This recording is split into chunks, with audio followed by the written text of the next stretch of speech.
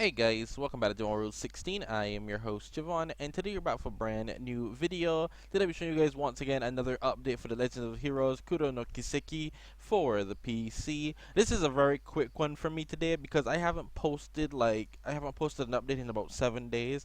So I'm sure you guys are I'm getting a lot of comments asking for updates. So once again, copy. I will simply paste into our directory. I'm actually doing it for the first time here. This will add in some extra stuff. I left in the change log, so just check the change log and see what's coming. But it's like I said, it's 7 days worth that haven't been uploaded. So you're getting a fair bit here. Like I haven't uploaded, I think, since the 7th of August. And we're going all the way down to the 13th. So you are getting a fair bit more stuff in this one.